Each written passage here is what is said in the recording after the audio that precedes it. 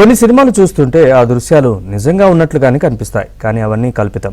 Graphics మాయాజాలంతో లేనివి ఉన్నట్లుగా చిత్రీకరించినవి. అచ్చం వైసీపీ ఇలాగే జనం చెవిలో పూలు పెట్టేందుకు ప్రయత్నించి అడ్డంగా దొరికిపోయింది. లేని గొప్పలకు పోయి నవ్వుల పాలైంది. నిన్న ప్రకాశం జిల్లా మేదరమెట్ల సమీపంలో నిర్వహించిన ముఖ్యమంత్రి జగన్ సిద్ధం సభకు లక్షలకు లక్షలు జనం తరలివచ్చినట్లు సొంత రోత మీడియాలో చూపించేందుకు షో చేసింది. ఇదంతా గ్రాఫిక్స్ మాయా అని తేలడంతో సోషల్ మీడియాలో వైసీపీని ఆడుకున్నారు. దీన్ని కవర్ చేసుకోలేక నానా పాటలు పడింది.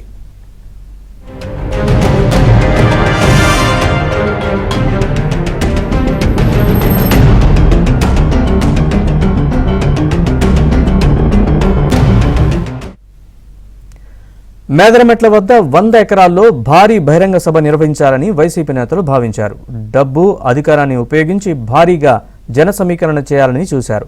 కానీ చివరికి 50 ఎకరాల్లోనే సభా ప్రాంగణం ఏర్పాటు చేశారు. జనాన్ని తరలించేందుకు పెద్ద ఎత్తున ఆర్టీసీ బస్సులతో పాటు ప్రైవేట్ స్కూల్ బస్సుల్ని తీసుకున్నారు. డబ్బు, బిర్యానీ, మందు పంపిణీ చేశారు.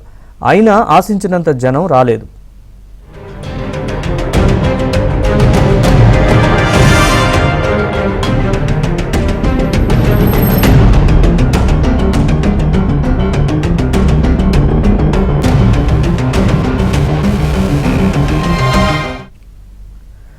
యాభై ఎకరాల సభా ప్రాంగణంలో దాదాపు 2.50 లక్షల మంది జనం పడతారన్నది సాధారణ అంచనా. అయితే మేదరమెట్ల సభా ప్రాంగణం పూర్తిగా నిండలేదు. సీఎం జగన్ మాట్లాడే సమయంలో ముందు భాగాన కార్యకర్తలు కనిపించగా వెనక భాగమంతా బోసిపోయింది. ఈ పరిస్థితిని ముందుగానే ఊహించిన వైసీపీ నేతలు సభకు భారీగా జనం వచ్చారని డబ్బా కొట్టుకోవడానికి ముందస్తు ప్లాన్ వేశారు. ఇందుకు టెక్నాలజీని వాడుకున్నారు. గతంలో ఎన్నడూ లేని విధంగా సభా ప్రాంగణం మొత్తం విఎఫ్ఎక్స్ గ్రీన్ పరిపించారు.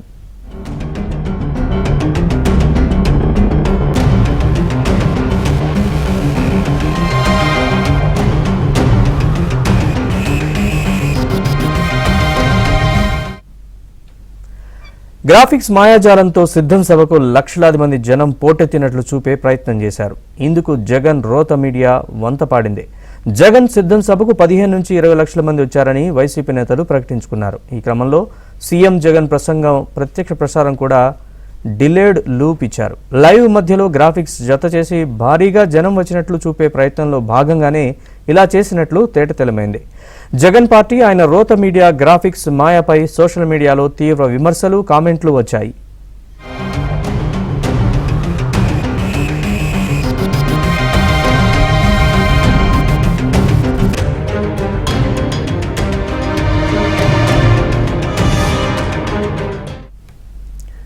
సభలో ఒక డ్రోన్ కెమెరాతో మీడియా తీసేందుకు అధికారికంగా అనుమతిచ్చారు. సీఎం జగన్ రాకముందు మంత్రి అంబటి రాంబాబు మాట్లాడే సమయంలో ఆవరణలో మరో డ్రోన్ కెమెరా చిత్రీకరణ చేస్తూ కనిపించింది.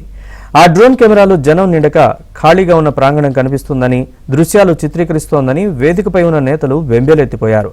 మంత్రి అంబటి రాంబాబు అయితే ఆ కెమెరాను టీడీపీ జాతీయ ప్రధాన కార్యదర్శి నారా లోకేష్ పంపారని ఆరోపించారు. దమ్ముంటే నేరుగా రావాలని సవాల్ విసిరారు. ఆ వెంటనే ఎమ్మెల్యే అనిల్ కుమార్ యాదవ్ ముందుకొచ్చి ఆవేశంతో రెచ్చిపోయి మాట్లాడారు. ఆ వెంటనే పోలీసులు ఎగురుతున్న రెండో డ్రోన్ కెమెరాతో పాటు దాన్ని ఆపరేట్ చేస్తున్న వ్యక్తిని పట్టుకున్నారు. వైసీపీకి రాజకీయ సలహాలు అందిస్తున్న ఐపాక్ సంస్థ ప్రతినిధే ఆ కెమెరాను ఆపరేట్ చేస్తున్నట్లు తేలింది. దీంతో అప్పటి వరకు రెచ్చిపోయి మాట్లాడిన వైసీపీ నేతలు సైలెంట్ అయిపోయారు. దాన్ని పోలీసులు ఇమిడియట్ గా తీసుకోవాలి.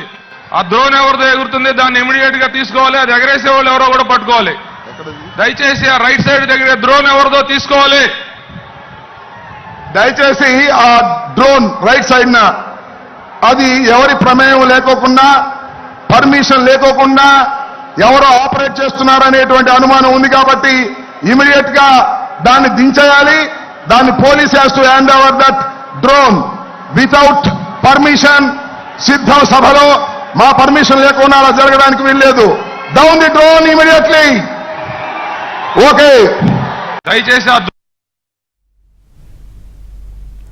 సభలో జరిగే లోటుపాట్లు బయటికి పొక్కకుండా ఉండడానికి వైసీపీ మరో కొత్త మార్గాన్ని ఎంచుకుంది. సిద్ధం సభా ప్రాంగణంలో జామర్లు అమర్చి దాదాపు 4 గంటల పాటు అక్కడి జనానికి, బాహ్య ప్రపంచానికి సంబంధాలు తెంచేసింది.